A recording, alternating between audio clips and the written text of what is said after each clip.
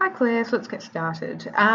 Brack, all I want is to have a pleasant, intimate circle of close friends. Hedda, and so the train goes on. Good, effective quote. This scene between Hedda and Brack communicates how Brack would like to be in a relationship with Hedda, and how Hedda is reluctant to do so as she wants to retain her social standing. Good, I want to see quotes now, stating there is always someone at hand who looks upon her action. The passage occurs when Hedda and Brack are having a private conversation near the beginning of the second act. Through his use of euphemism and the ability of the audience to read between the lines, Ibsen is able to convey the character's intentions without explicitly naming them. I don't mind that sentence, but I do think that maybe we could get a little specific, even if you said through loaded terms such as, and include some sort of evidence, and the idea that because the play is performance, audiences are able to read between the lines in order to understand Hedda's what's her intention or what's Brack's intention. There's not many characters we're talking about, so we do have an option to be a lot more specific, rather than sort of like a vague statement about characters, but not identifying who you're speaking about. Even in private, Hedda and Brack do not directly refer to Hedda's marriage or use Tesman's name. Brack also refers to her as Madam Hedda instead of the correct title of Mrs. Tesman, further distancing Hedda from her relationship. Good. This demonstrates how both parties see Hedda as independent from Tesman.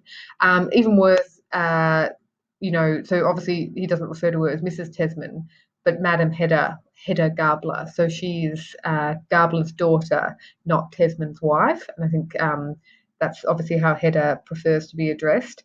Belong to their husbands and husband and wife, an inseparable family. Brack further enforces this view as he suggests that he could join Hedda in a triangular relationship, which he says is a very pleasant thing for everybody concerned. Brack is indicating he's not afraid to stray away from traditions. Very true. And Hedda says that a third person joining her relationship would be a quite different matter than if she were to leave. Yes, this shows that both Hedda and Brack have rather progressive views, agreeing that the triangle is complete. I would agree, but I reckon it's probably more nuanced than that. She might have progressive views, but remember how overly conservative and overly traditional she is despite that. So there's kind of an irony there that she might show she's progressive in some ways, but in other ways, definitely not the case. Hedda and Brack's more forward views, however, are contrasted with their avoidance of explicit terms. All right, Phil, we were just being a bit vague there, so just maybe identify what you're talking about. Hedda and Brack use the analogy of a train journey to describe. That's why I think maybe this sentence isn't saying much, and you could just get straight into it there. With the honeymoon being a wedding journey, yes, the possibility of leaving Tesman being one when one jumps out and walks out a little, and her current situation being a stopping place on the way. The audience has to read into what is unsaid between the pauses and the gulfs, just as Hedda and Brack do, in order to understand their conversation and relationship. Although they are comfortable discussing these complex and emotional matters with each other, maybe instead of that, like what are they willing to discuss with each other, demonstrating the strengths of their relationship, they still do so in a rather socially acceptable, okay, and I agree, but what's evidence to suggest that? Cleverly alluding to their intentions rather than stating them outright. So I reckon we need more quotes there. This is an indication of how they wish to be open with one another, but bound by what is deemed socially acceptable. It also indicates that they're willing to push those sort of social boundaries. And what does that reveal about their relationship? Obviously, their relationship is quite unique, especially between a man and woman of the time period. What is it about them? So they do have a commonality, and they both enjoy playing games. They're both they would be considered intellectual equals, and so they can have sort of robust debate between them, which means that hence why they enjoy each other's company.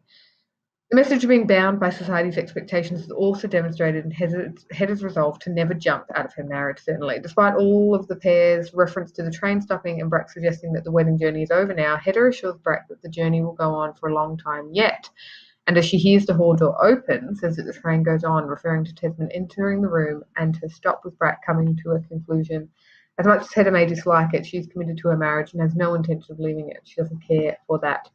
Hedda also gives Brack a reason for staying with Tesman. There is always someone at hand who looks when you leak. Great, good quote. As much as Hedda would like to be in a relationship with Brack, she's controlled by her desire to keep a high social standing and is fully aware of the fact that leaving... And controlled by her desire, again highlighting sort of her conservatism, which is in opposition with how she sort of plays with Brack and the discussions that they have. It's the only ability she has to kind of gossip, but she would have no intention of not conforming. Even more so those who leave their marriages, absolutely. So that would be abhorrent to her. Just don't do that sort of thing. The audience also learn through this scene that Hedda feels rather unfulfilled. Absolutely. All right, is there a quote from there, something about boredom? When speaking of her honeymoon, Hedda tells Brack that she longed for a third person on that trip, demonstrating that she does not feel satisfied in her relationship and that she is indeed rather bored with Tesman. Absolutely. She says that she would rather stay alone with the other person than jump out. With the subtext of her statement, good, that she feels lonely and isolated even in her marriage. Hedda also enjoys in the fact that there is nothing learned about inferring that she detests that aspect of Tesman, whose entire life's work is intellectual and academic. Through Hedda's speech, there is an implied resentment of her relationship with Tesman, which she finds ungratifying and restrictive. Yes, good descriptive words there. I also think how you focused on the train sort of railway analogy. What does it highlight about Brack and Hedda that they sort of talk in riddles, so again implying their intelligence as well, and they're conscious of what they can't say, and so they're able to conceal something, which again adds to that secretive sort of dirty secret relationship that they have. Hedda and Loveborg, if you had an analysis similar, obviously we'd be talking about, would be a good passage talking about the confession, what's going on there. But in terms of where your focus has been with Brack and Hedda, I think that's worked quite well. Do consider maybe more explicit reference to Ibsen and what he has suggested by including such detail, using language in such a way with that analogy in particular, possibly stage direction, and then conforming to the societal norms. Having chosen to write, he wrote the play in, I think it's like 1890s, but in fact the play is set in the 1860s. So he's doing this in order to provide an even more stark,